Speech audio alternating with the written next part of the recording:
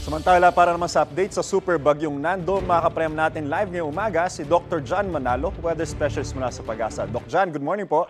Magandang umaga, Anjo, at ganoon din sa ating mga taga-subaybay.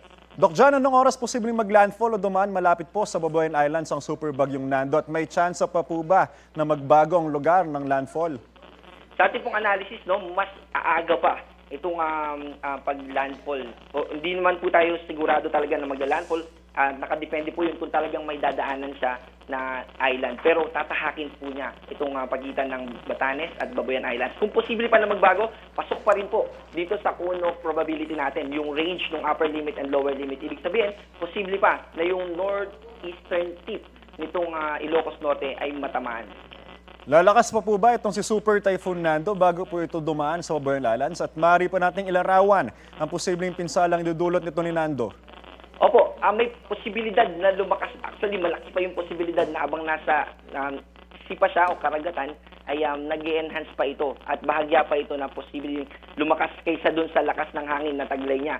At yung maaapektuhan o kung i-describe natin, kasi kapag signal number 5, by the way, kasalukuyan ay may signal number 5 na tayo sa northern portion ng Babuyan Islands at madadagdagan pa yan sa ating susunod na issuance this 8 a.m. At kung i-describe natin itong posibleng maging epekto nitong si Super Typhoon Nando, yung mga kabahayan na gawa sa light materials, pwede nitong itumba. At ganoon din naman yung mga lalaki na puno at kung hindi ganun kakapit yung lupa na kanyang yung root o yung mga ugat nitong puno na to, pwede itong mga tumumba at kung malapit tayo sa mga ganung klaseng puno, iwasan po natin ito.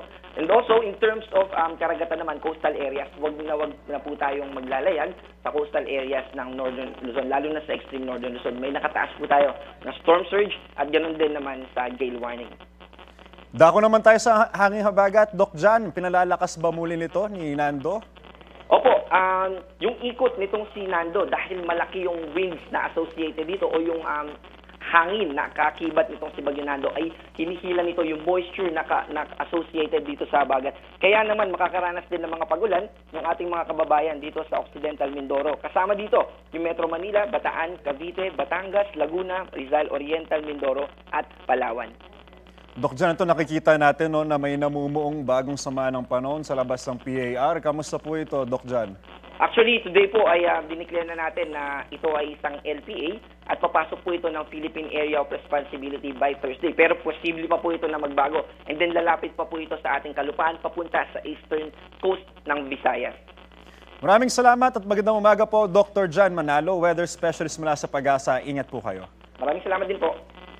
Kapuso, huwag magpapahuli sa latest news and updates. Mag-iuna ka sa balita at mag-subscribe sa YouTube channel ng GMA Integrated News.